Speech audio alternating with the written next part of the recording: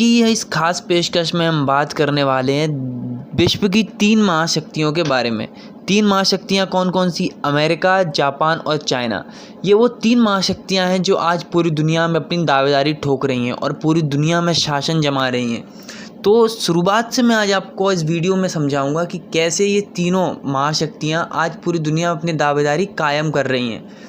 Number 1 हम America से शुरू करेंगे, लेकिन वीडियो शुरू करने से पहले अगर आप हमारे चैनल पर नए हैं तो हमारे चैनल को सब्सक्राइब कर ले, साथ ही बेल आइकन प्रेस करना बिल्कुल भी ना भूलें ताकि आने वाला हर नॉलेज का वीडियो आपको मिले सबसे पहले। तो बात करते हैं हम अमेरिका की दोस्तों। अमेरिका की बात हम करते हैं आज से 27,000 वर्ष पूर्व। 27,000 वर्ष पूर्व अमेरिका एक बेजान आइलैंड हुआ करता था। उस दौरान अमेरिका में ऐसी कोई नीतिवादी स्थिति नहीं थी, ना वहाँ कोई लोग थे।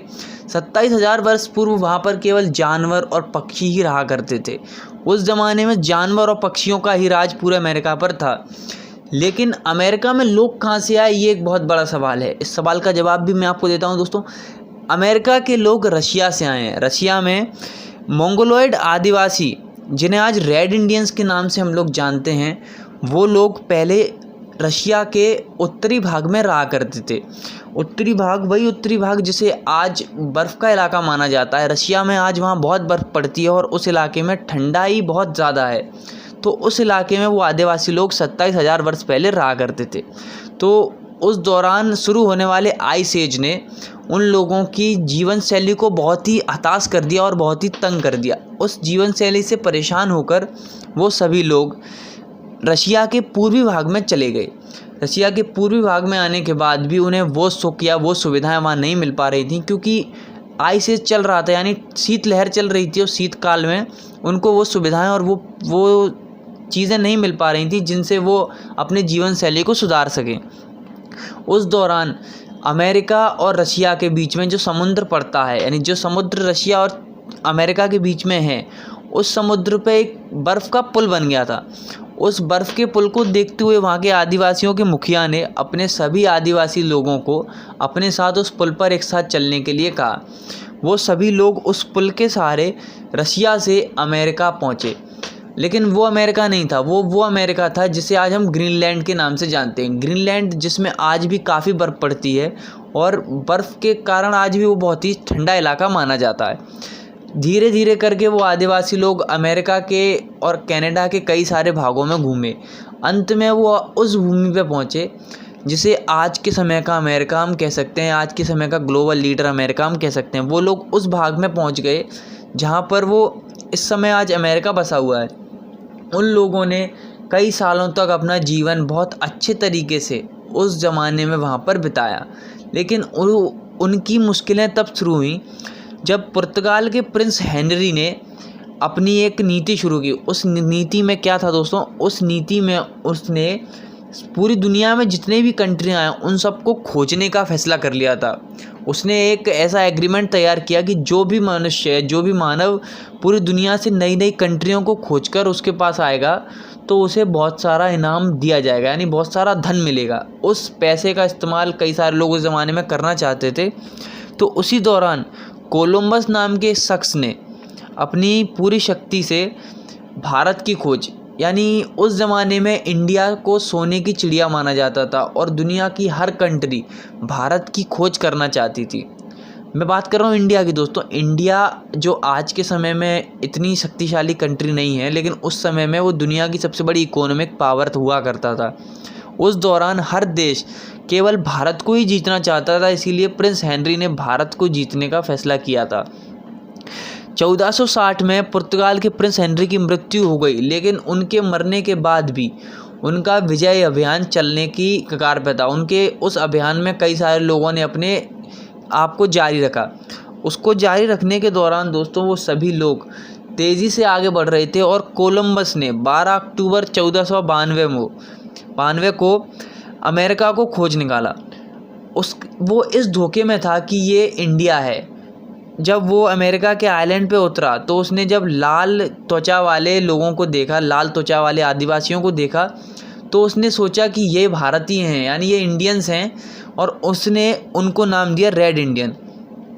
रेड इंडियन उसने नाम दिया। उसके बाद वो जो उस ज़माने में स्पेन और पुर्तगाल एक ही हुआ करते थे, तो वो वहाँ से 5 रेड इंडियन यानी 5 मंगोलॉयड आदिवासियों को उठाकर स्पेन की रानी के सामने ले गया।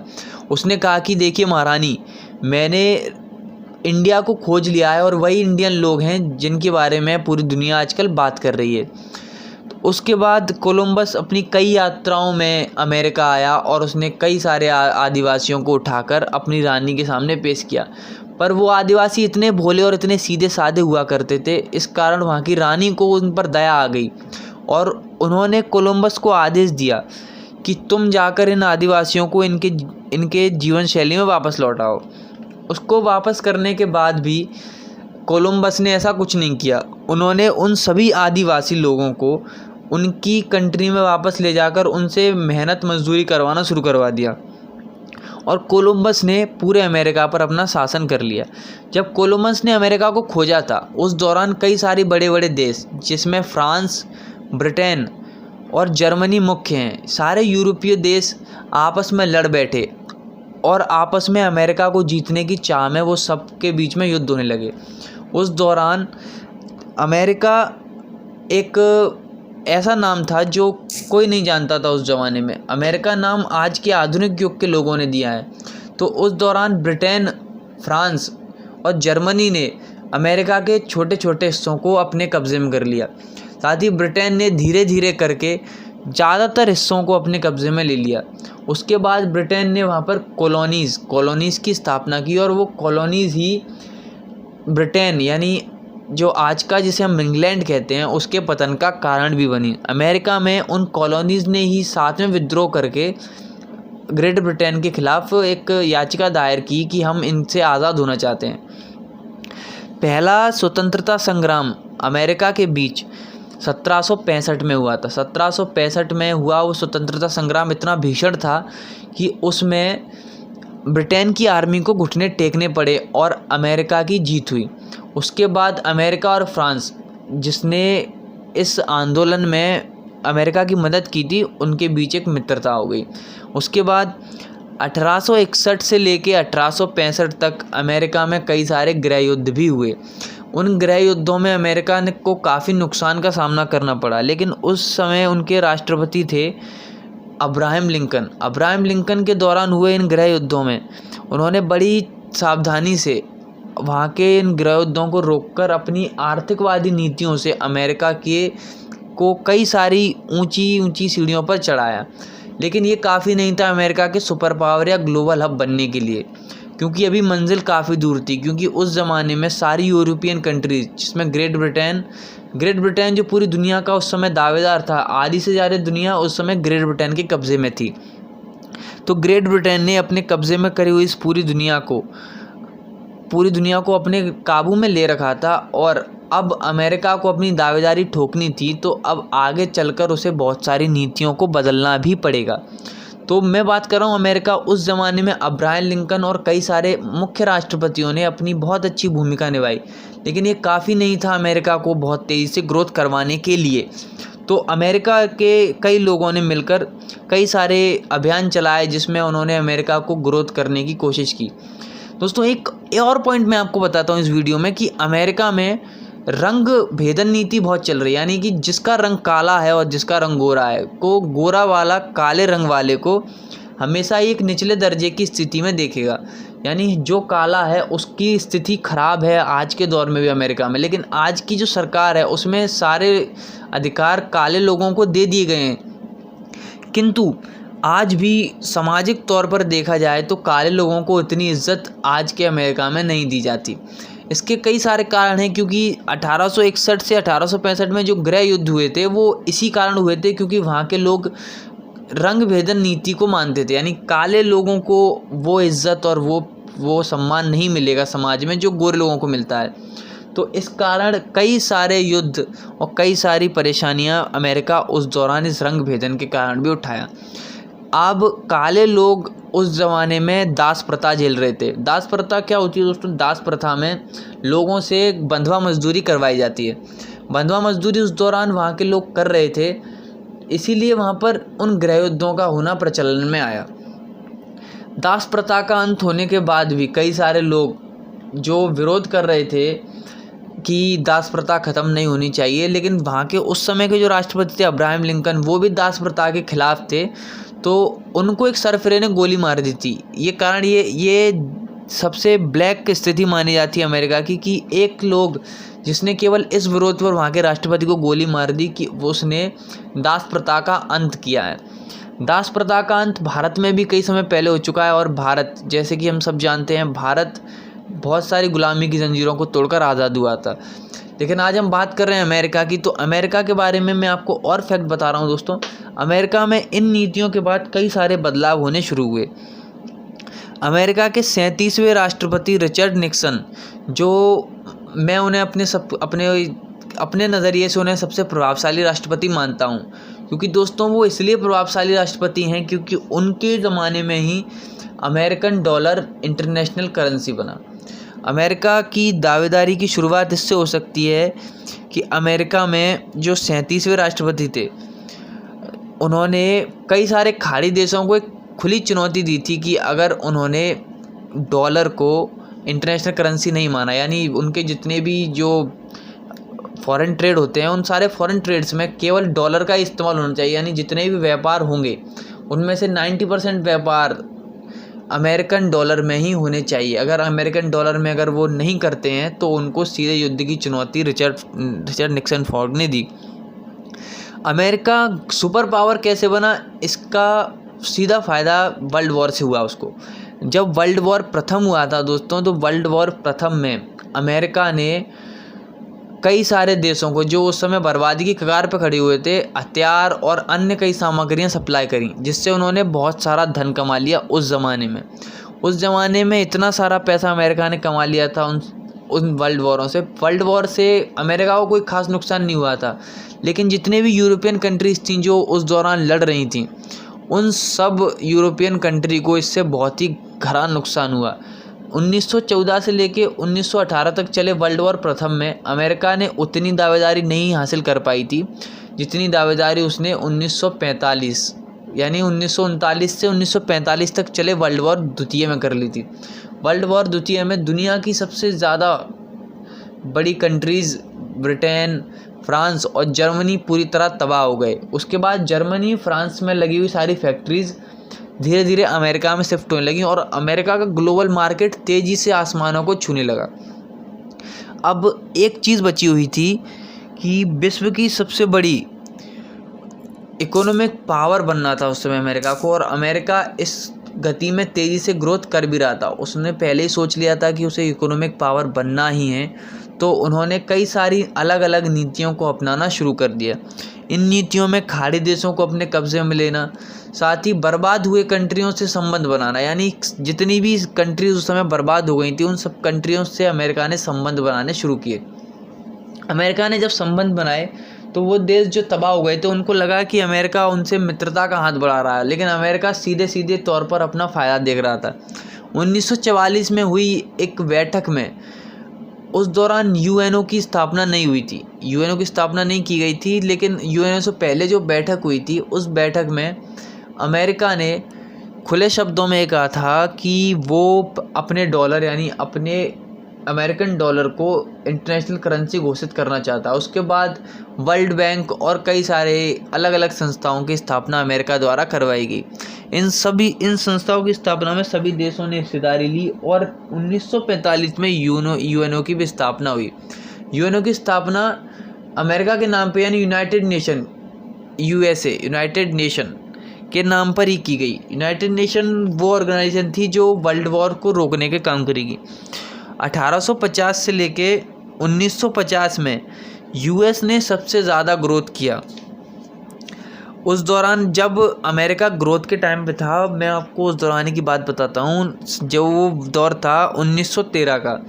उस दौरान अमेरिका में इंफ्रास्ट्रक्चर इतना तेज़ नहीं था। इंफ्रास्ट्रक्चर को तेज़ करने के लिए वहाँ के एक बहुत बेहतरीन बिजनेसमैन वेंडर बिल्ट ने वहाँ के इंफ्रास्ट्रक्चर पर काम करना शुरू किया। उन्होंने सबसे पहले शिप बिल्डिंग, उसके बाद रोड बिल्डिंग और उसके भी बाद में ट्रेन बिल्डिंग पर काम किया। इन तीनों से उन्होंने अमेरिका के इंफ्रास्ट्रक्चर को काफ़ी सुधारा और अमेरिका के इंफ्रास्ट्रक्चर के सुधरते ही अमेरिका में ग्रोथ के रास्ते धीरे धीरे खुलने लगे।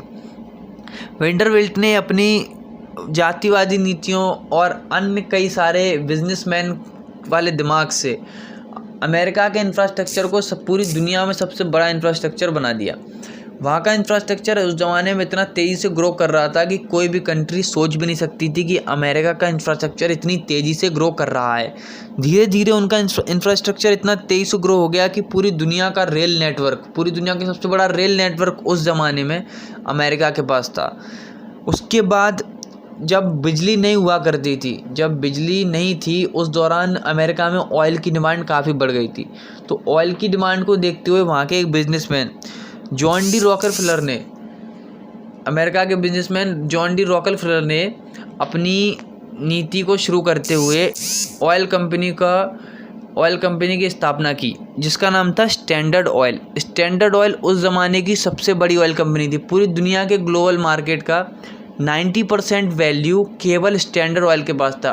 लेकिन स्टैंडर्ड ऑयल की मुश्किलें यहाँ से शुरू हो गई थी, क्योंकि उसके बाद उस पर एक स्ट्राइक लगाई गई। उस स्ट्राइक के बाद स्टैंडर्ड ऑयल को कई सारे भागों में बांट दिया गया। लेकिन आज भी स्टैंडर्ड ऑयल से कटी हुई कंपनियां, जिसमें शेवरॉन प्रमुख हैं, आज यूएसए की सबसे बड़ी ऑयल कंपनीज में से एक हैं। उसके बाद थॉमस एल्वा एडिसन ने जनरल इलेक्ट्रिक शुरू की। जनरल इलेक्ट्रिक एक कंपनी थी जिसमें इलेक्ट्रिसिटी प्रोवाइड कराई जाती थी। थॉमस एल्वा एडिसन ने इलेक्ट्रिक बल्ब की खोज की। उसके बाद अमेरिका में क्रांति सी आ गई बिजली को लेके। बिजली हर इंसान की ज़रूरत थी। उसके बाद धीरे धीरे ग्रो होने लगी सारी चीज़ें और कई सारे यूटेंसिल्स बनने लगे, जिसमें कई सारे यूटेंसिल्स जनरल इलेक्ट्रिक ने ही बनाए थे। जनरल इलेक्ट्रिक के द्वारा बनाए हुए ज़्यादातर आइटम्स थॉमस एल्वा एडिसन के थे। थॉमस एल्वा एडिसन ने अपने जीवन में 10,000 से ज़्यादा प्रोडक्ट के आविष्कार किए थे, जिसमें कई सारे प्रमुख आविष्कार भी हैं। उसके बाद वहाँ के एक बिजनेसमैन हेनरी फोर्ड, उन्होंने मोटर बिजनेस को काफ़ी तेज़ी से बढ़ाया। यानी जो आज की फोर्ड मोटर्स जिसे हम कहते हैं, उसी ज़माने में स्थापित की गई थी जब अमेरिका ग्रोथ के एक शीर्ष पर था। अमेरिका ग्रो कर रहा था, तब उन्होंने पैसेंजर्स कार की स्थापना की और पैसेंजर कार को बहुत तेज़ी से उन्होंने ग्रोथ भी करवाया। उनकी सबसे पहली गाड़ियां अमेरिका में ही चलीं और बहुत तेज़ी से उनके बिज़नेस ने ग्रोथ ली। उसके बाद वहाँ के एक बिजनेसमैन एंड्रयू कार्नेगी जो स्टील के बिजनेसमैन थे, उन्होंने अपने स्टील के बिज़नेस को बढ़ाने के लिए मिसिसिपी रिवर पर एक पुल बनाया जो पूरी तरह स्टील मटेरियल का बना हुआ था। स्टील मटेरियल से बना हुआ वो पुल कई सालों तक मजबूती से खड़ा रहा, जिसको देखते हुए वहाँ के लोगों को ये पता चला कि स्टील भी एक बहुत ही ज़रूरी मटेरियल है। और उसके बाद कार्नेगी का स्टील बिज़नेस पूरी दुनिया में सबसे यूएसएस कंपनी जो उन्होंने स्थापित की थी, पूरी दुनिया में सबसे बड़ी कंपनी बन गई। अमेरिका ने अपने दौर में सबसे बड़ी उपलब्धियां हासिल कर ली थी, क्योंकि वो उसका इंफ्रास्ट्रक्चर सुधर गया था, फॉरेन ट्रेड सुधर गई थी, डॉलर इंटरनेशनल हो गया था। साथ ही साथ आज अमेरिका की स्थिति इतनी ज़्यादा काबिज़ है पूरी दुनिया में, अगर अमेरिका किसी कंट्री को मना कर देगा या वो किसी कंपनी को रेड लिस्ट कर देगा, तो अन्य सारी देशों को उसकी बात मानते हुए उस कंपनी से सारे संबंध, उस देश से सारे संबंध तोड़ने पड़ेंगे जिस देश की वो कंपनी है। तो अमेरिका की दावेदारी हम इसी बात से नहीं लगा सकते कि अमेरिका कहाँ से लेकर कहाँ शुरू हुआ। अमेरिका आज दुनिया का ग्लोबल लीडर है। आज मैं आपको 3 फैक्ट बताऊंगा कि जिन वजह से अमेरिका ग्लोबल लीडर है। सबसे पहला फैक्ट है अमेरिका की करेंसी का इंटरनेशनल हो जाना। जैसा कि वीडियो में आप देख चुके हैं कि अमेरिका की करेंसी किस हिसाब से इंटरनेशनल हुई। वहाँ के जो राष्ट्रपति थे रिचर्ड निक्सन ने अपनी प्रभावशाली नीतियों की वजह से वहाँ के डॉलर को इंटरनेशनल करेंसी बना दिया। दुनिया में होने वाले 90% से ज़्यादा सौदे डॉलर में ही किए जाते हैं, क्योंकि डॉलर को आज के दौर में सबसे बड़ा ही माना जाता है। नंबर 2 पर है विश्व की सबसे बड़ी फैक्ट्रीज़ का अमेरिका का होना। दुनिया की सबसे बड़ी फैक्ट्री जो आज के समय में पूरी दुनिया में अपना धाक जमाए हुए हैं, जिनमें एप्पल, माइक्रोसॉफ्ट और गूगल प्रमुख हैं, ये सारी कंपनियां अमेरिका की ही हैं। वो एक बहुत बड़ा रीज़न है कि अमेरिका पूरी दुनिया में अपनी दावेदारी इसी कारण से भी ठोक रहा है कि अमेरिका में जो कंपनियां हैं वो पूरी दुनिया में सबसे बड़ी फैक्ट्रीज़ के तौर पर हैं। आज दुनिया में सबसे बड़ी मोबाइल फैक्ट्री और सबसे बड़ी सॉफ्टवेयर फैक्ट्री भी अमेरिका की, यानी दुनिया की सबसे बड़ी मोबाइल कंपनी एप्पल, जिसे आईफोन के नाम से हम जानते हैं, और दुनिया की सबसे बड़ी माइक्रोसॉफ्ट यानी सॉफ्टवेयर कंपनी माइक्रोसॉफ्ट भी अमेरिका से ही ताल्लुक़ रखती है। नंबर 3 पर है अमेरिका की इकोनॉमी का सबसे स्ट्रॉन्ग होना। अमेरिका की इकोनॉमी का स्ट्रॉन्ग होना इस बात पर भी डिपेंड करता है कि अमेरिका में कई सारे प्रभावशाली राष्ट्रपति आए। साथ ही इस बात पर भी डिपेंड करता है कि अमेरिका ने अपने माइंडसेट को इतना ग्लोबल तरीके से सेट करा है कि अमेरिका आज दुनिया का ग्लोबल लीडर है। जब हम बात करेंगे अमेरिका के बारे में तो हमें ये भी याद आ जाएगा कि अमेरिका ने कई सारे ऐसे कार्य भी किए हैं जो शायद नीतिवादी नहीं थे, जैसे कि 1945 में नागासाकी और हिरोशिमा पे गिराया हुआ परमाणु बम, जिसके बाद जापान को एक बहुत ही ज़्यादा समस्याओं का सामना करना पड़ा था। अमेरिका ने अपने ग्लोबल लीडर होने की धाक पूरी दुनिया में दिखाई है, ये हम सब जानते हैं, और अमेरिका आज पूरी दुनिया की सबसे बड़ी कंट्री भी है। आज दुनिया का जो 25% GDP है वो केवल अमेरिका के पास, यानी पूरी दुनिया में जितना भी प्रोडक्ट बनता है उसका 25% सारा प्रोडक्ट केवल अमेरिका ही प्रोड्यूस कर रहा है। अमेरिका के लोग बढ़ते हुए, अमेरिका ने हमेशा से बाहरी लोगों को अपनी तरफ अट्रैक्ट किया है। आप शायद बहुत अच्छे से जानते होंगे कि अमेरिका में ज़्यादातर साइंटिस्ट या ज़्यादातर बड़े बड़े कंपनीज़ के CEOs सब भारतीय हैं, क्योंकि भारत में उन्हें वो अपॉर्चुनिटी नहीं मिलती। उस अपॉर्चुनिटी की खोज में वो दूसरी कंट्रीज़ में चले जाते हैं, और यही कारण है हमारे देश का पीछे होने का। अमेरिका ने हमेशा से नए एंटरप्रेन्योर्स को अपनी तरफ अट्रैक्ट किया है, और यही कारण है कि अमेरिका आज दुनिया में एक अपनी धाक जमाए हुए है। अमेरिका वो कंट्री है जिसे आज परास्त करना नामुमकिन है, और अमेरिका एक अविजयी कंट्री है। भारत की बात करी जाए तो अमेरिका के सामने भारत की आज वैल्यूज़ कुछ नहीं है, लेकिन आज भी हमारी सरकार बहुत कोशिश कर रही है कि भारत को तेज़ी से ग्रोथ करवाया जाए और भारत बहुत जल्दी से जल्दी अमेरिका की तरफ पहुंचे। लेकिन कोशिश रहेगी हमारी सरकार की, और हम सब अगर मिलकर कोशिश करें तो हमारा कंट्री भी अमेरिका जैसी हो सकती है। साथ ही अमेरिका ने भी बहुत बुरे दिन देखे हैं, जैसे आज एक समय पे हमारे भारत ने देखे हैं।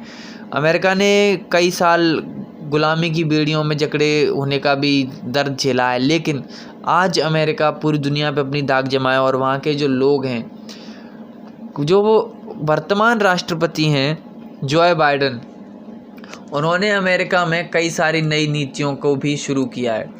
आज के समय में हम देख रहे हैं कि अमेरिका एक समस्या से जूझ रहा है जिसे हम कोरोना कह सकते हैं। कोरोना काल में सबसे ज़्यादा नुकसान अमेरिका को ही हुआ है, लेकिन अमेरिका फिर भी अपनी दावेदारी को साबित करते हुए कोरोना पर भी विजय पा रहा है, और बहुत जल्दी वो कोरोना पर भी विजय पा लेगा।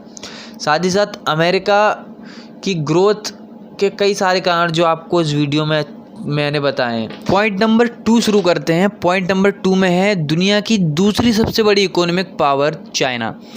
चाइना दुनिया की दूसरी सबसे बड़ी इकोनॉमिक पावर कैसे बना, आज मैं आपको इसके बारे में इस वीडियो में बताऊंगा। तो चाइना के बारे में जैसा कि हम जानते हैं वो हमारा पड़ोसी भी है, साथ ही साथ चाइना वो कंट्री है जिसने कई बार भारत पर आक्रमण किए और कई बार भारत को नीचे दबाने की भी कोशिश की है। लेकिन चीन आज के टाइम का वो ग्लोबल लीडर है जिसने पूरी दुनिया में एक्सपोर्ट्स के मामले में पूरी दुनिया पर काबू कर लिया है। तो चीन the global factory of the world, यानी चीन दुनिया की पहली पसंद है, पूरी दुनिया की पहली पसंद है फैक्ट्रीज लगाने के लिए। शायद पहले तक थी, लेकिन कोरोना काल में शायद चीन का थोड़ा व्यवस्था डगमगा गई है, ऐसा लग रहा है हमें। लेकिन आने वाला टाइम कैसा होगा, लेकिन अभी जो समय निकला है हम उसके बारे में आपको स्टार्टिंग से बताएंगे कि वो चीन जो पिछले दौर में अफ्रीका के पिछड़े हुए देशों से भी पिछड़ा था, आज वो दुनिया में अपनी दावेदारी कैसे साबित कर रहा है। पूरी दुनिया में वो दूसरी सबसे बड़ी इकोनॉमिक पावर के साथ उभर रहा है और पूरी दुनिया को वो एक अलग ही नज़रिया दिखा रहा है। चीन जो global factory of the world है, तो ऐसा है क्यों कि चीन ही पहला प्रेफरेंस क्यों है दुनिया का, यानी जो भी बड़ी फैक्ट्री बाहर से आती है तो वो सबसे पहले चाइना के पास क्यों जाती है। 1990 में जो चीन जिसका आउटपुट वैल्यू मात्र 3% था, वो बढ़ते बढ़ते 2017 में 25% हो गया है। यार 25% होना एक कंट्री का आउटपुट वैल्यू, पूरी दुनिया का ग्लोबल आउटपुट वैल्यू का 25% केवल चाइना के पास है आज के टाइम में। चाइना के पास कैसे है मैं आपको समझाता हूँ।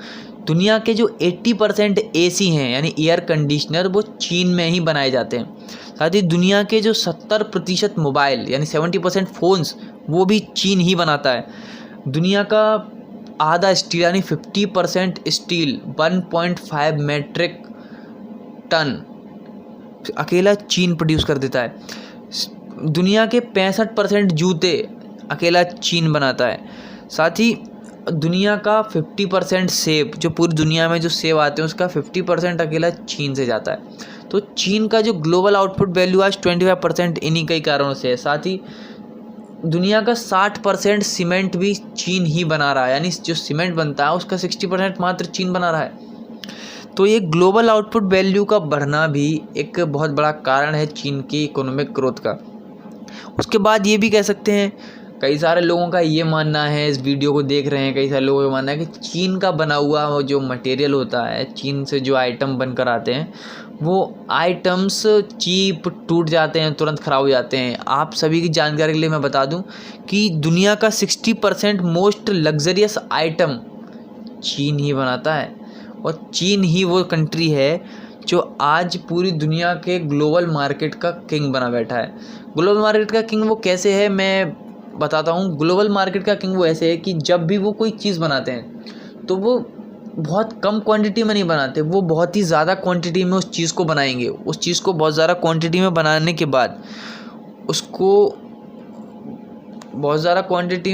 के बाद उसको दूसरी कंट्री के ग्लोबल आउटपुट वैल्यू से देखेंगे, यानी वो अपना बहुत सारा सामान बना लेंगे। उसके बाद वो इंडिया आएंगे, इंडिया की मार्केट को चेक करेंगे कि ये चीज़ यहाँ कम है, ये चीज़ यहाँ ख़राब है, यानी वो चेक कर लेंगे पहले चारों तरफ कि इंडिया में ये कौन सी चीज़ कम है। तो मान लें इंडिया का रेट 100 रुपये है तो वो अपनी चीज़ को मात्र 50 रुपये में प्रोड्यूस करके बेच देंगे, यानी इंडिया के मार्केट की ऐसी तैसी कर देंगे, पूरी तरह से बर्बाद करके रख देंगे। चीन का सिस्टमेटिक फंक्शन ही कुछ ऐसा है कि वो दूसरे देश की कंट्रीज़ में यानी दूसरी कंट्रीज़ में जाकर ये चेक करते हैं कि इनका मार्केट वैल्यू क्या है, इनके मार्केट वैल्यू से कम वैल्यू में हमें चीज़ बनानी है और उसे बेचना है, यानी वो कम से कम वैल्यूज़ में चीज़ को प्रोड्यूस करके बेचने में माहिर हैं। चाइना के लोगों में प्रोडक्टिविटी इतनी हाई हो गई है कि हर बंदा ही प्रोडक्टिव हो गया है, यानी चीन पूरी दुनिया के लिए ग्लोबल फैक्ट्री क्यों है, क्योंकि पूरी दुनिया से जब भी कोई इंसान आएगा, कोई भी मैनेजमेंट वाला आएगा तो वो चीन चला जाएगा सबसे पहले। चीन में पहुंचकर वो लोगों से पूछेगा कि मेरा ये सामान कौन बनाएगा, तो हर आदमी तैयार है बनाने के लिए कि मैं बना दूंगा, यानी हर व्यक्ति ही उस सामान को बनाने के लिए तैयार है। अब ऐसा भी कह सकते हैं कि चीन वो कंट्री है जो दुनिया में अपनी दावेदारी तो ठोक ही चुका है, साथ ही साथ 23.25 ट्रिलियन डॉलर की इकोनॉमी के साथ दूसरी सबसे बड़ी इकोनॉमिक पावर भी बन गया है। लेकिन चीन हमेशा से ऐसा नहीं था। जब हम बात करते हैं 1978 की, 1978 में चीन का ग्लोबल मार्केट मात्र 0.2% था, यानी उस दौरान चीन की कोई वैल्यूज़ नहीं थी। चीन के लोग एक खाना बदोश ज़िंदगी जी रहे थे, यानी मेहनत मजदूरी करके। जो दूसरी कंट्री से जो सौदागर आया करते थे उनके यहाँ मेहनत मजदूरी करके वो अपनी जीवन या रोज़मर्रा की ज़िंदगी को जी रहे थे। लेकिन उसके बाद 1990 की स्टार्टिंग में ही चीन में शुरू हुआ वो दौर जब चीन ने अपनी ताकत को दिखाना शुरू किया और धीरे धीरे अपनी विस्तारवादी नीतियाँ और अपनी कॉपी नीतियों से, यानी नकल करने वाली नीतियों से चीन ने पूरी दुनिया पर काबू कर दिया। आप लोगों को लग रहा होगा कि मैं ये नकल वाली नीति से क्यों कह रहा हूँ। नकल वाली नीति मैं केवल इस कारण से कह रहा हूँ कि चीन में बनाए जाने वाले ज़्यादातर आइटम्स कॉपी होते हैं। कॉपी ऐसे होते हैं कि चीन के लोग कहते हैं कि तुम US के हो, तुम बाहरी हो, तुम सामान बनाओ, हम तुम्हारा सामान देखेंगे, चेक करेंगे और उसके जैसा सेम बना देंगे, हूबहू बना देंगे।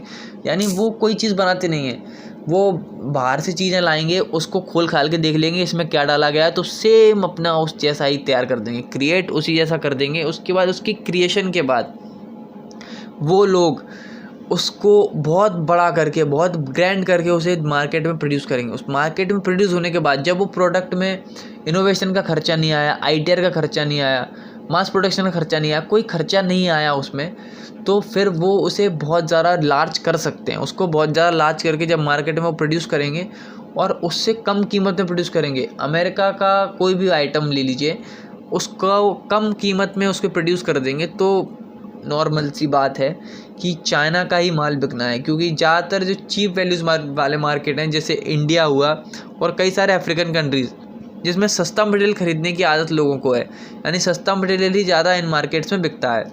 तो सस्ता मटेरियल बेचने के बाद चीन अपनी मार्केट वैल्यू को और तेज़ी से ग्रो कर दिया, साथ ही दूसरी कंट्रीज़ के मार्केट को पूरी तरह तहस नहस करने की नीति है चीन की। आज मैं आपको ऐसे 3 पॉइंट बताऊंगा चीन के बारे में, जिनसे चीन ने अपनी विस्तारवादी नीतियों को बढ़ाकर कई सारे पूरी दुनिया में अपनी एक अलग ही डंका बजा दिया है। नंबर 1 पर है चीन की विस्तारवादी नीति।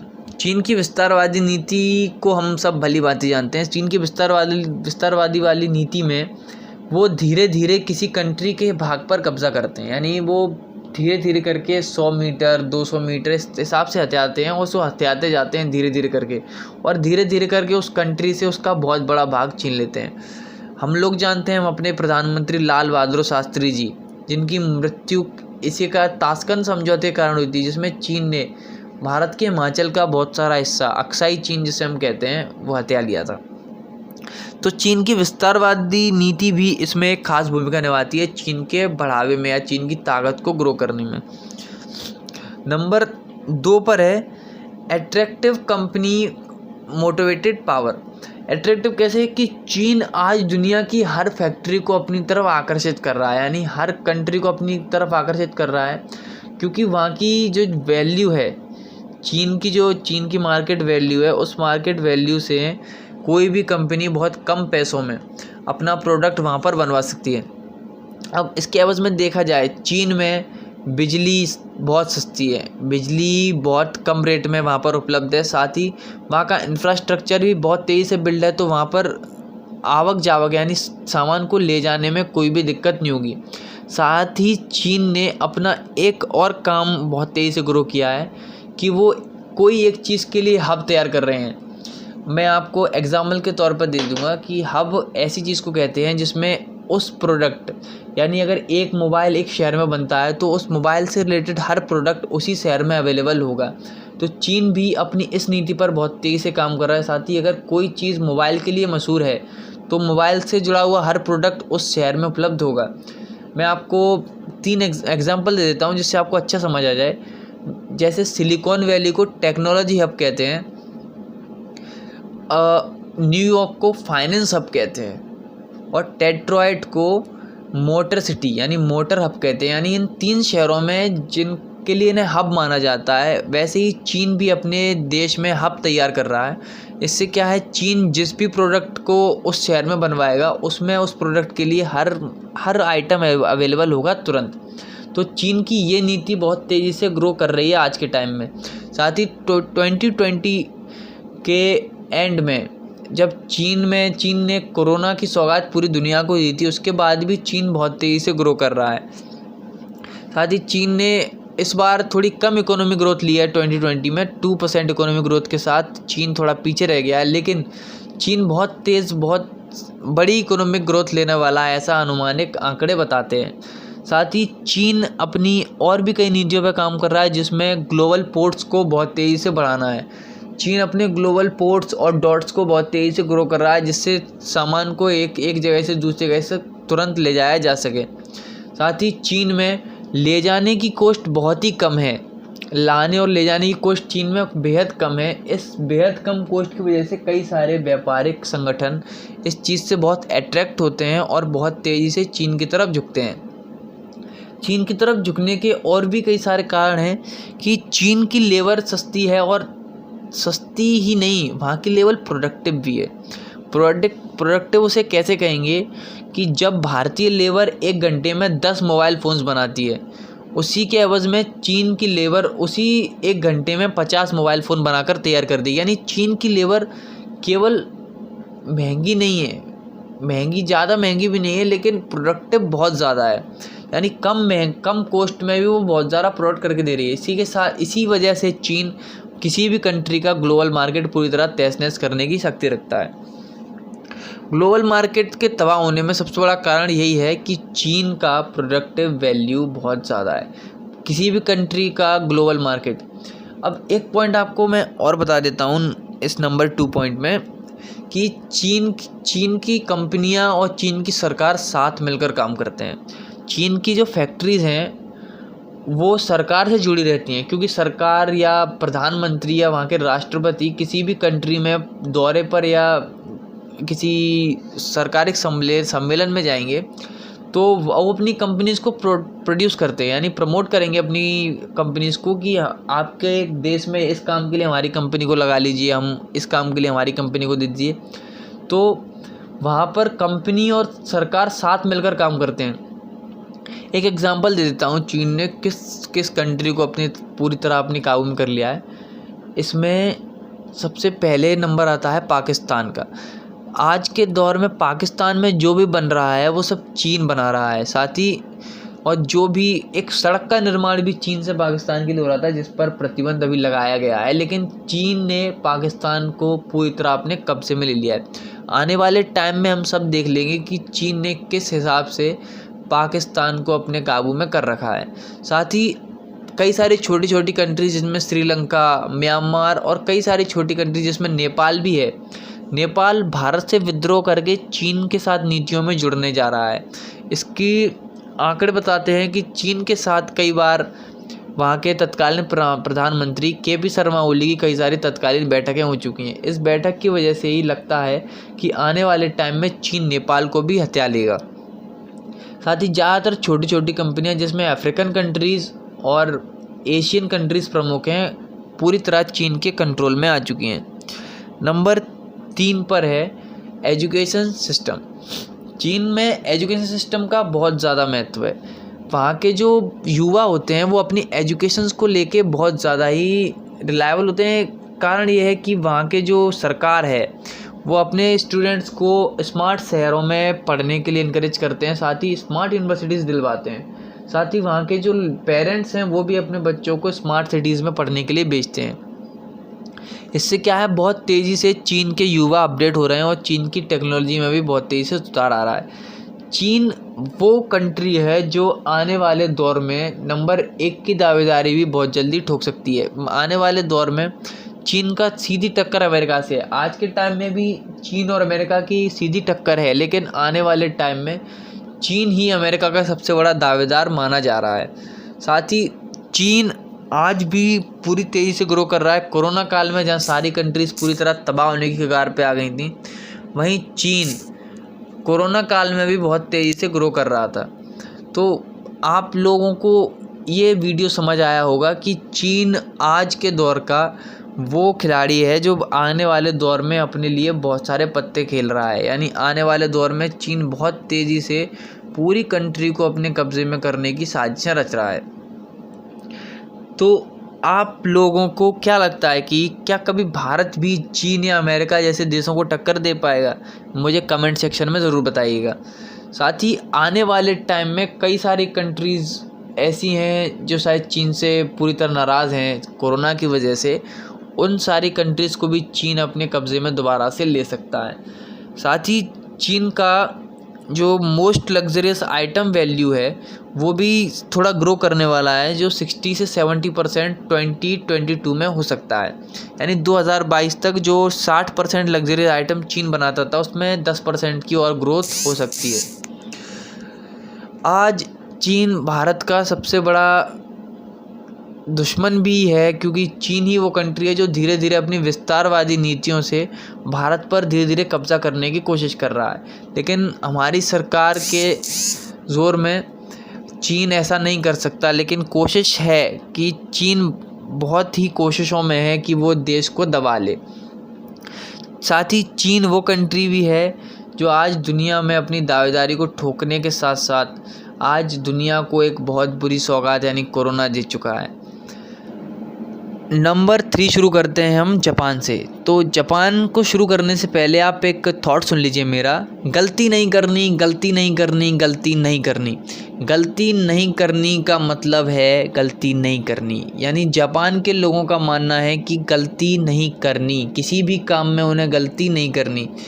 तो जापान को हम जानते हैं, और शुरू करने से पहले मैं आपको जापान के आज कुछ ख़ास चीज़ों के बारे में बताता हूँ। जैपनीज़ लोगों के जो बिहेवियर में जो कल्चर डाला जाता है वो इंडियन लोगों के एवज़ में काफ़ी ही स्ट्रॉन्ग होता है।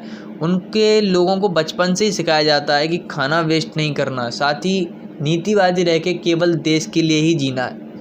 वहाँ के बच्चों को, वहाँ के मोरल बिहेवियर को इतना चेंज कर दिया जाता है बचपन से ही कि वहाँ के बच्चों से क्लासरूम साफ़ करवाए जाते हैं, खाने के लिए सब्जियां उगवाई जाती हैं। अगर वो खुद सब्जियां उगा रहा है तो खाना वेस्ट नहीं करेगा, क्योंकि उसको पता है कि ये कितनी मेहनत से उगाई गई हैं। साथ ही चीन और अमेरिका के बाद जापान ही दुनिया की तीसरी सबसे बड़ी इकोनॉमिक पावर है, लेकिन जापानीज़ लोगों के जो प्रोडक्ट होते हैं वो पूरी दुनिया में सबसे नंबर 1 माने जाते हैं।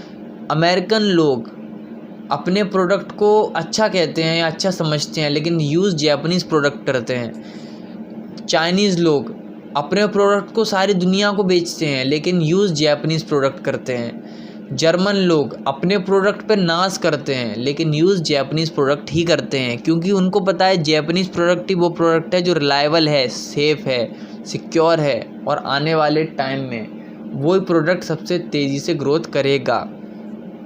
तो आज हम शुरू करते हैं दोस्तों। अगर आज से 400-500 साल पहले की बात की जाए तो 400-500 साल पहले सामुराइज को छोड़ दें तो साल 1650 से लेकर 1850 तक जापान का सबसे बुरा काल चल रहा था, जिसे शोगुन एरा के नाम से हम जानते हैं। शोगुन एरा वो टाइम था जब जापान छोटे हिस्सों में बटा हुआ था। छोटे हिस्से कैसे? छोटे ज़मींदारों के हत्थे चढ़ा हुआ जापान। छोटे लैंडलॉर्ड्स वहाँ होते थे जो अपने हिसाब से वहाँ की कंट्री को या अपने क्षेत्र को चलाते थे। तो 1650 से लेकर 1850 तक ये जापान का काला काल माना जाता है। इस दौर में जापान ने बिल्कुल भी ग्रोथ नहीं कर पाई थी। जब जापान में इस सब को हटा दिया, वहाँ की पब्लिक एक हुई, वहाँ के सभी लोगों ने फैसला किया कि हमें एक होकर इस शोगुन एरा को ख़त्म करना है, तो वो सब एक हुए और उखाड़ के फेंक दिया शोगुन एरा को। यानी शोगुन एरा का अंत 1868 में हो गया। 1868 में आने वाले जो 40 साल थे 1868 से लेके 1912 तक, जिसे मेजी एरा के नाम से जापानीज़ कहते हैं। तो मेजी एरा वो दौर था जब जापान ने सबसे ज़्यादा ग्रोथ की थी। जापान की ग्रोथ मेजी एरा से शुरू हुई।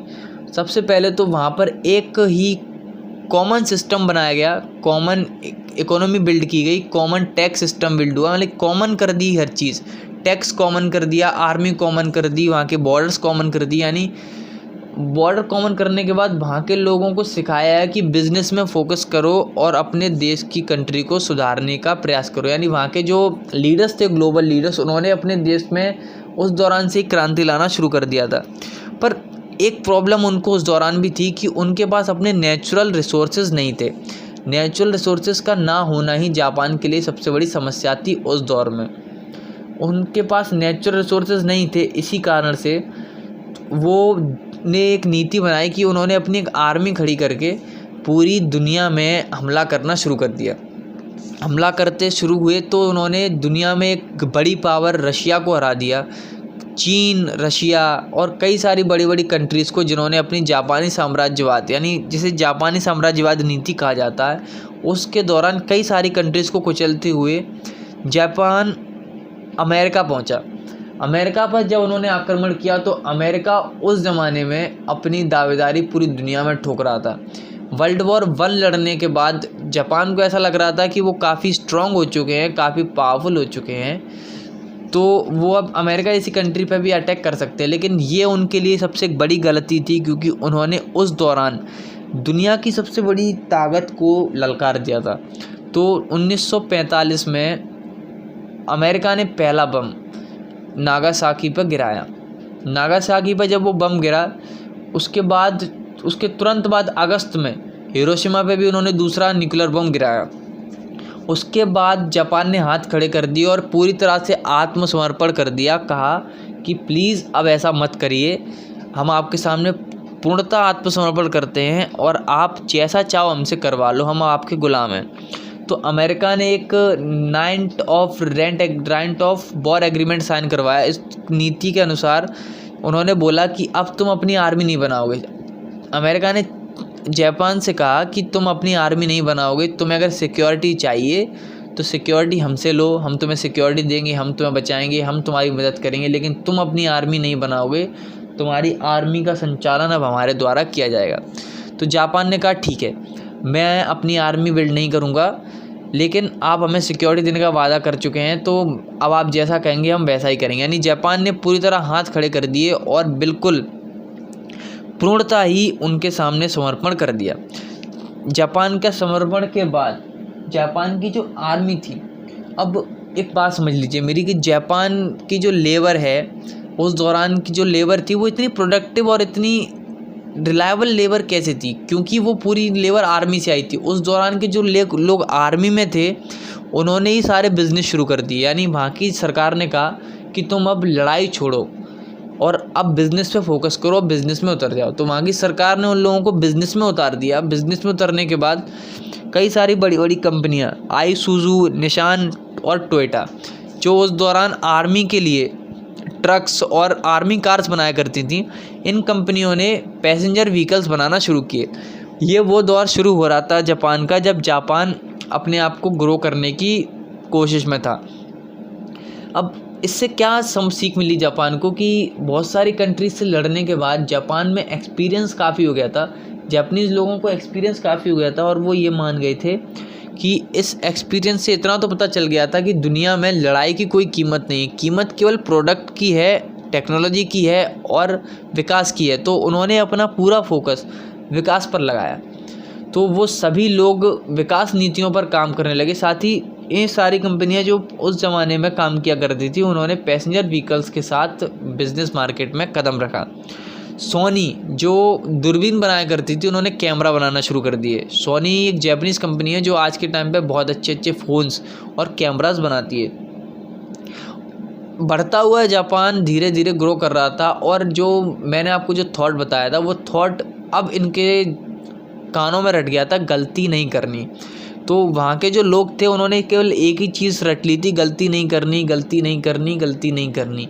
तो जापानीज़ इन्वेंट्रीज़ कभी ख़राब नहीं होते, क्योंकि जापानीज़ लोग अपनी इन्वेंट्री को हमेशा इतना परफेक्टली बनाते हैं और इतना तरीके से बनाएं कि इन्वेंट्री कभी ख़राब होगी नहीं। हमारे देश में इन्वेंट्री क्यों ख़राब होती है? क्योंकि एक गलती की वजह से कई सारा प्रोडक्ट ख़राब हो जाता है। प्रोडक्ट ख़राब होने की वजह से उस प्रोडक्ट को बेचा नहीं जा सकता और प्रोडक्ट गोडाउन में रखा रखा सड़ जाता है, जिससे कई रुपयों का नुकसान हो जाता है, और उसके बाद कॉस्ट के लिए पैसा नहीं बचता और हम लोग उतना काम कर नहीं पाते। लेकिन जापान में वो लाखों की संख्या में प्रोडक्ट बनाते हैं एक दिन में, लेकिन वो हर प्रोडक्ट एकदम परफेक्ट बनाते हैं। यानी हर प्रोडक्ट परफेक्ट होगा और हर प्रोडक्ट ही काम करेगा, तो ही वो उस प्रोडक्ट को बनाते हैं। साथ ही जापानीज़ लोग टाइम के इतने पक्के होते हैं कि आपको एक एग्जांपल देता हूँ कि एक ट्रेन जापान में मात्र पूरी साल में 6.5 सेकंड लेट होती है। 6.5 सेकंड लेट, अगर बाई चांस गलती से कोई ट्रेन 12 से 13 सेकंड लेट हो गई,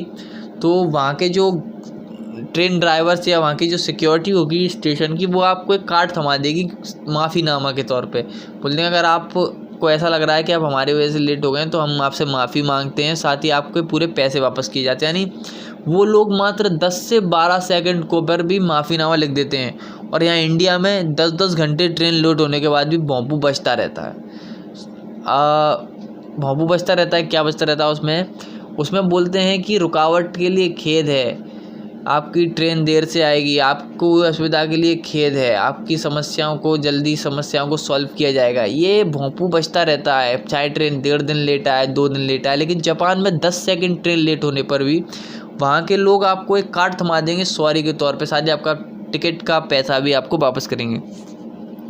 चाइना ने कई सारी चीज़ें बिल्ड करी, लेकिन जापान ने ही उन सारी चीज़ों को बनाया है जो पूरी दुनिया में पहले कहीं नहीं थी, जिसमें काइज़ेन, 6 सिग्मा, 5S, पोकियोके और टोटल क्वालिटी मैनेजमेंट खास है।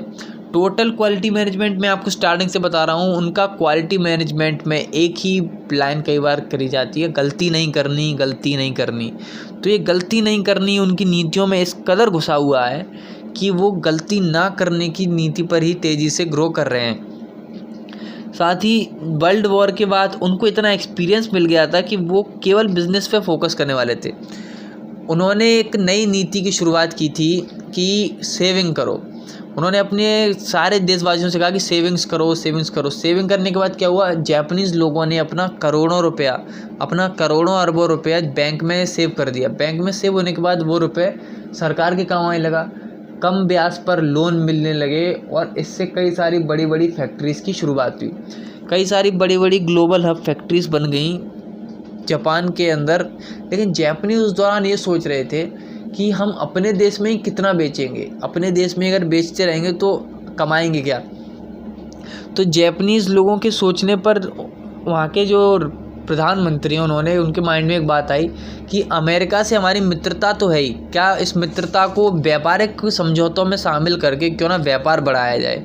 उस दौरान अमेरिका पूरी दुनिया का ग्लोबल लीडर था और कई सारे यूरोपियन कंट्रीज़ और कई सारी एशियन कंट्रीज़ भी अमेरिका के ख़िलाफ़ थीं।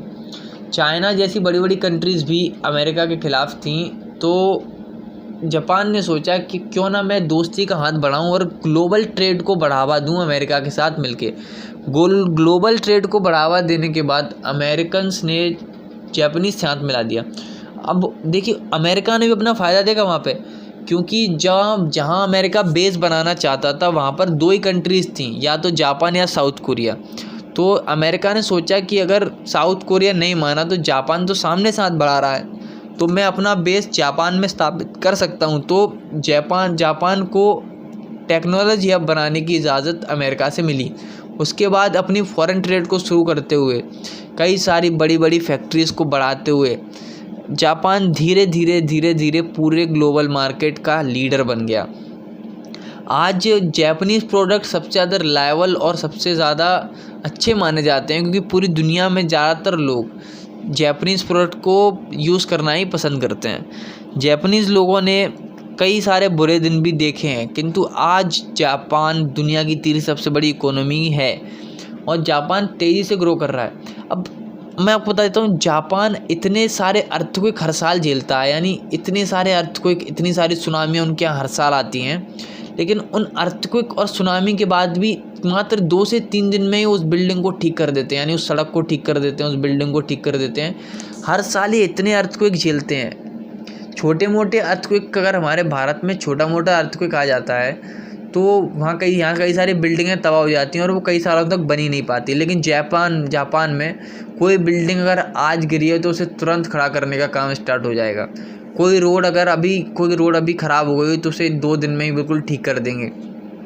तो जापान में टाइम को और मोरल बिहेवियर को बहुत ज़्यादा ही बढ़ावा दिया जाता है। स्टूडेंट बचपन से ही मोरल बिहेवियर, साथ ही टाइम मैनेजमेंट को बहुत ही ज़्यादा बढ़ावा देते हैं। टाइम को इसलिए बढ़ावा देते हैं क्योंकि 1 मिनट लेट होना उनके लिए जीने मरने जैसा होता है। अगर कोई बंदा 1 मिनट भी लेट होता है तो उनके लिए जीने मरने जैसी बात हो जाएगी। साथ ही उनको 10 आउट ऑफ 10 ही चाहिए, यानी वो कोई भी काम करें तो उन्हें 10 आउट ऑफ 10 ही चाहिए। अगर उनको 10 आउट ऑफ 9 मिले तो उनके लिए 10 आउट ऑफ 0 ही है। उनको 10 आउट ऑफ 10 यानी बेस्ट, मतलब बेस्ट ही चाहिए। वो हमेशा से बेस्ट के पीछे भागते हैं और उनकी नीति गलती नहीं करनी ही पूरी दुनिया में मशहूर है। जापानीज़ लोग अपने प्रोडक्ट को बनाने के पहले प्लान डू चेक एक्ट की नीति अपनाते हैं, यानी पहले प्लान, फिर उस पर डू, फिर चेक, फिर एक्ट, यानी बिल्कुल रिस्क नहीं लेते और बिल्कुल परफेक्ट काम करते हैं।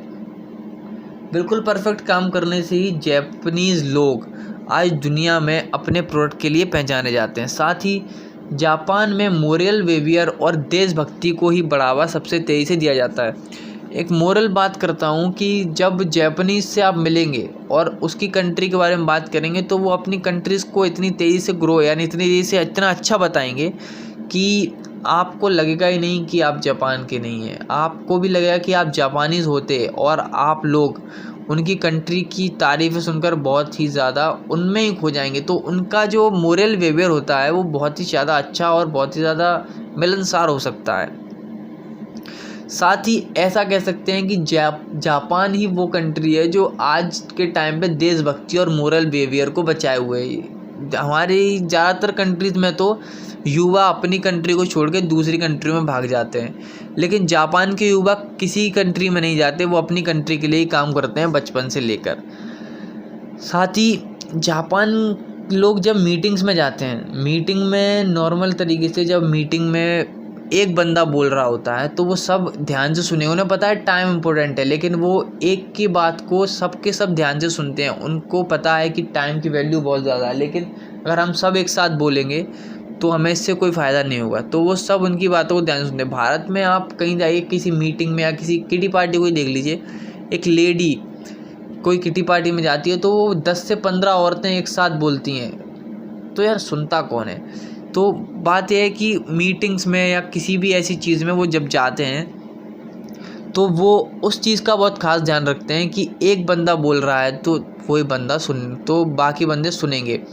तो ये जापानीज़ सभ्यता है कि मोरल बिहेवियर की वजह से ही जापान आज इतना तेज़ ग्रोथ करने वाली कंट्री है। तो आज मैंने आपको इन 3 महाशक्तियों के बारे में बताया।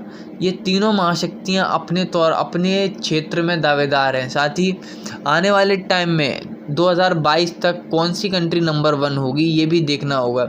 साथ ही वीडियो पसंद आया हो तो वीडियो को लाइक करें, शेयर करें और चैनल को सब्सक्राइब कर लें। साथ ही बेल आइकन प्रेस करना बिल्कुल भी ना भूलें ताकि हर आने वाला वीडियो आपको मिले सबसे पहले।